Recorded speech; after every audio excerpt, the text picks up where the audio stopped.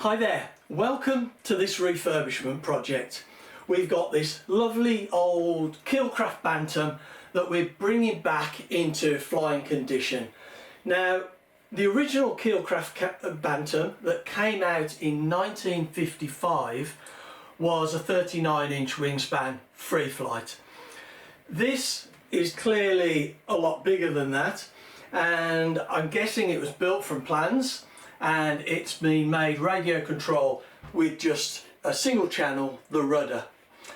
Now you can see so far we've got quite a lot of the work done. We had it all stripped back, we've cleaned the engine up and refurbished that, got that working so it's nice, made a few components for it like a spinner nut. We've done work on the wings. You can see we've clearly covered the main wings and the tailplane.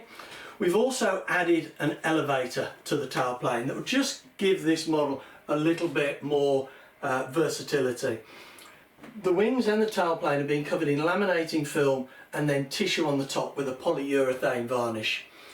Now the laminating film is there because it gives resilience, it makes it more resistant to puncture and just makes a much stronger finish.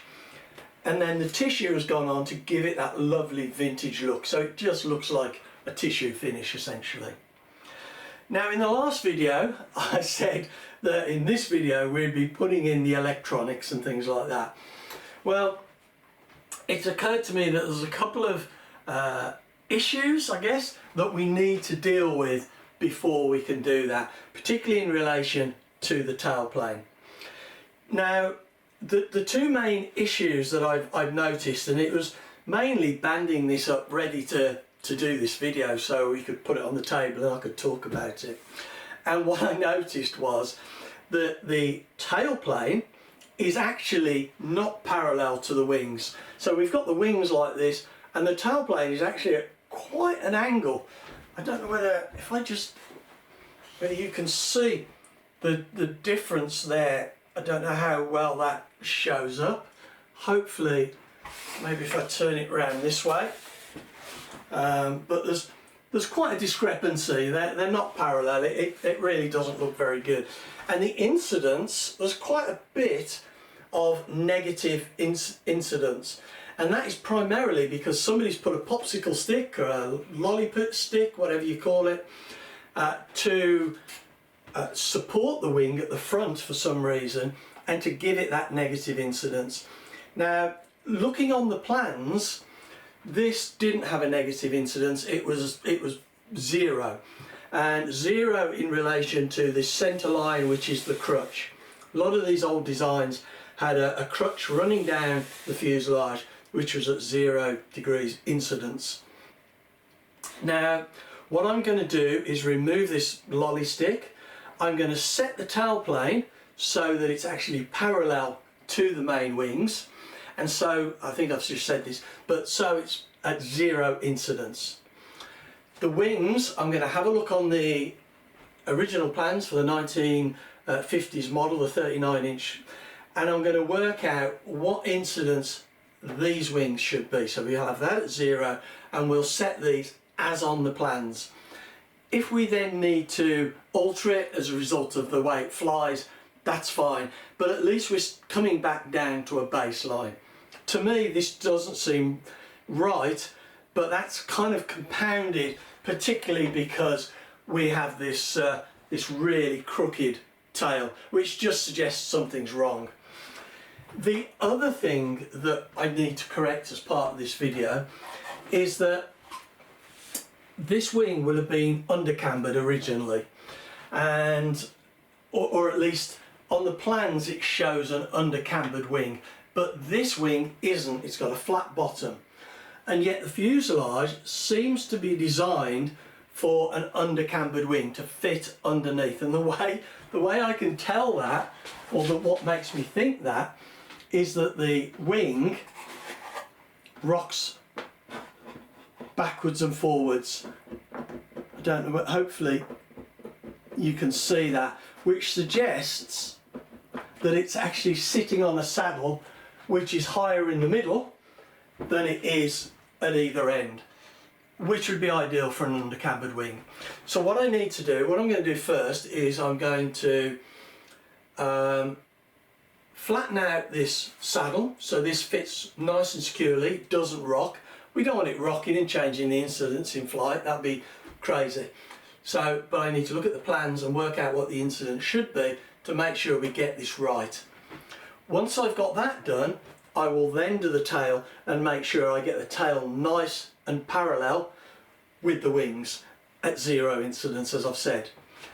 Once we've got these two components nicely secure, parallel at the right incidence, I'm going to put on the engine and we're going to mock this up and see where the CG is naturally falling, because a lot of the electronics and battery was sort of behind the CG, and I would quite like to move a lot of that forward and maybe put a servo in the back here for the elevator, which would make life a lot easier.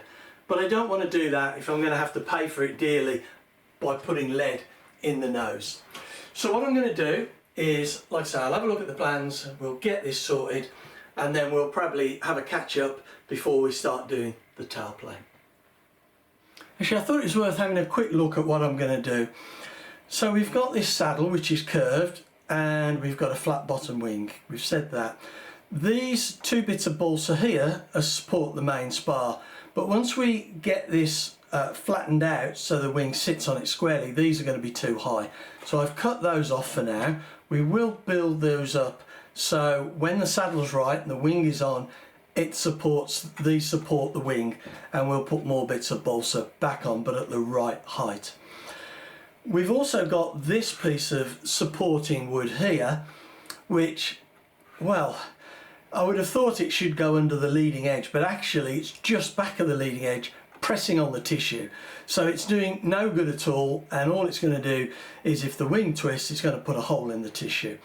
The leading edge is literally further forward than that because it's only a very narrow leading edge. So I've cut that out. So now we've got just our saddle.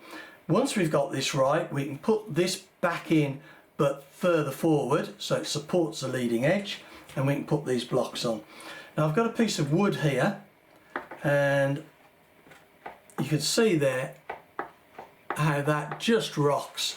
I don't know whether I tilt it over. So what I'm going to do is I'm going to level this out. I've worked out that the front and the back of this is right, it's just the bit in the middle. So we're just going to sand this down until that fits on nicely, and the wing of course.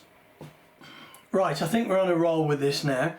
I've got this sanded, well actually I planed it and sanded it so that I've taken out that hump. I've added just a little bit on the back here, just to lift that just a fraction, and I've cut out this front piece. I don't know whether I've done that previously, but I've cut out the balsa at the front, clean this up, and that will now go right the way to the front and support that leading edge. So now the wing should fit on nice and square, and if we put that on, you can see that is really, you know, nicely secured. So if we get the wing, I mean, it didn't take more than a few minutes really to do this. There we go. And now if we press down at the back, it doesn't lift up. If we press down at the front, the back doesn't lift up. So it's nice and secure. I'm really pleased with that. And we've got a little bit of room underneath. You can see the wing rocking, but I don't know whether I can turn this around without doing some damage. But you can see those supports for the main spar if I line that up. What we need to do now is get those built up so they just literally just support that main spar, because we don't want it to alter the sort of cock it over to one side or the other, so they need to be just right. And once we've got that done, we will put in this central piece here to support the leading edge, and that may need cutting down a little bit by the look. Yes, it does. So we're going to need, because that's further forward and it's actually supporting the leading edge, it is going to need to be sunk down a little bit, because there I think it was pushing on the tissue. So I will get these built up and we'll get this bit in and we'll have a look once it's done. Right, well, I've now got that secured on there and nice and stable. And to be honest, it was a fairly straightforward job. And you can see underneath now that fits really, really nicely. And it doesn't rock backwards and forwards. It is really secure. And it's interesting because the piece of wood, where is it? This piece of wood supporting, supposedly supporting the front underneath, I took out and was going to replace, but I don't see the point. These pieces under here supporting the spars are really secure, and if you try and rock the wing like this, it just rocks the fuselage.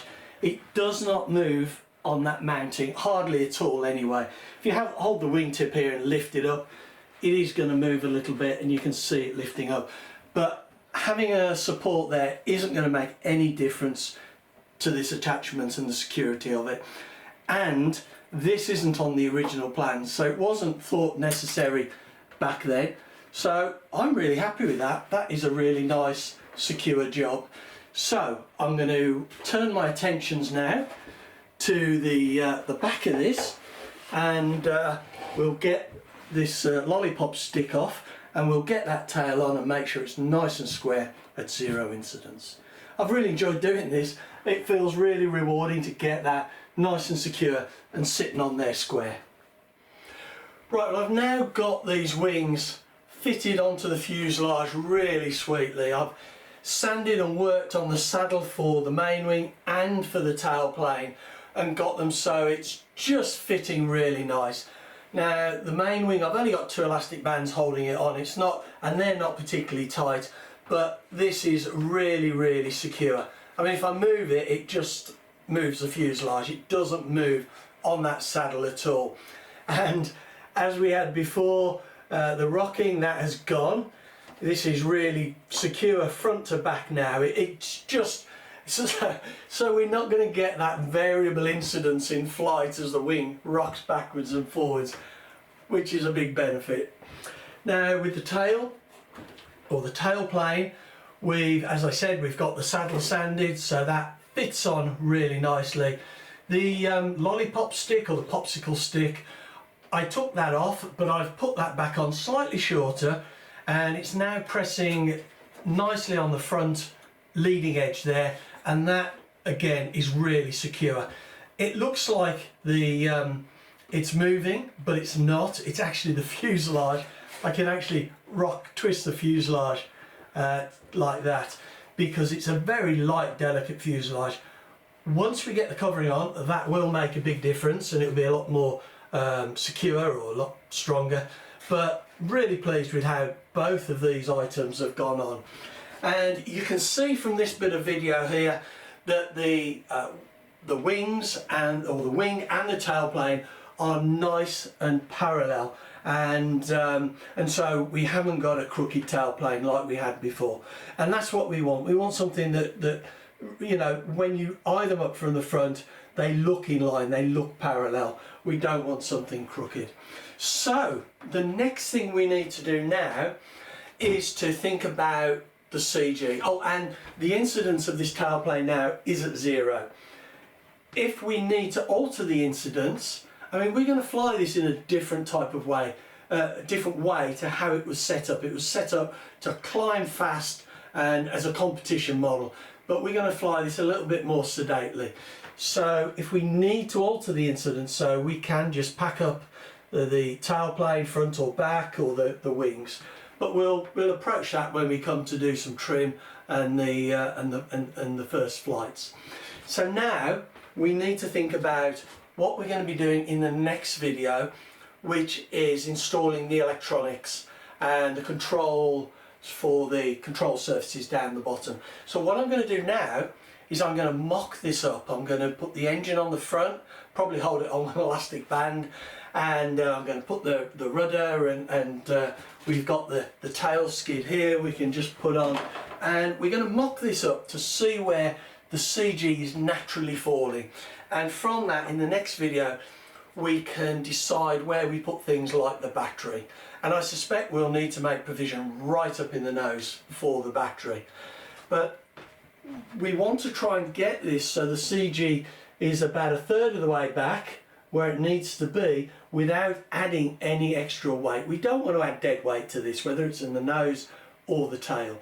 And also, I've been thinking long and hard about the idea of putting a servo in the tail here to control the elevator. It would make life so much easier for lots of reasons. But I don't want to do that if I'm then going to have to strap a bathtub to the front of this to get the CG right. So this process of mocking it up is just going to give us a little insight into how we do the next stage of the refurbishment. So I'll stop talking and I will get this mocked up and we'll have a look at it.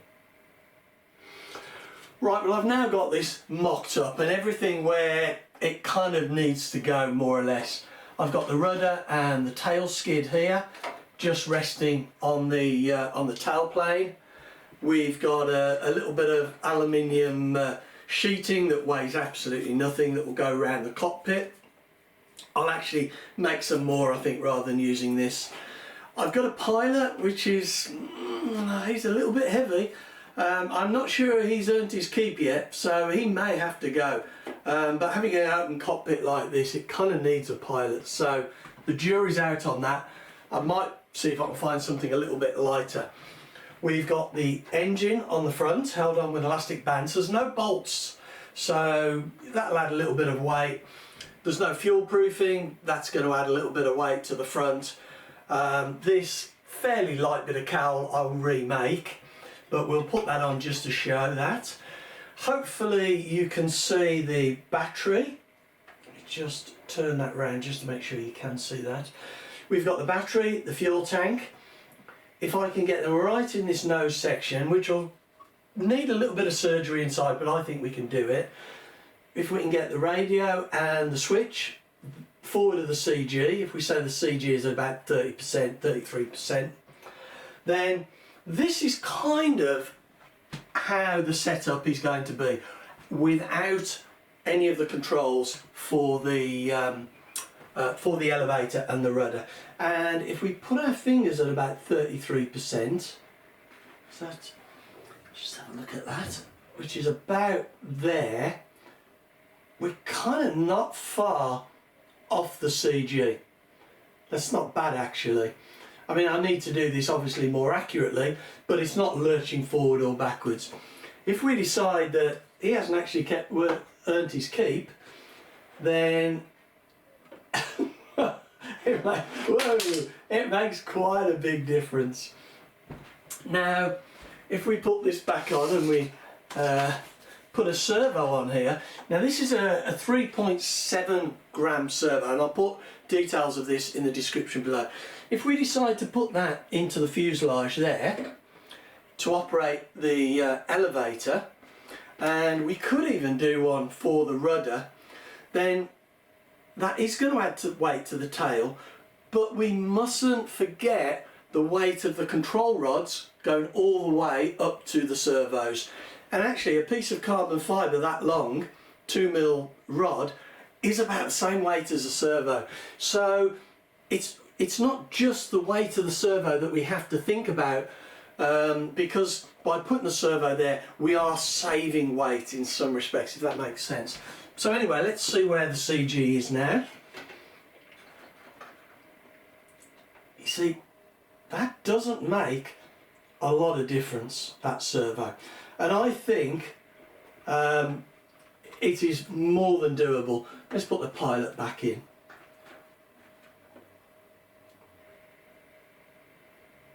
Yeah, it depends where I put my fingers, where I decide the CG needs to go.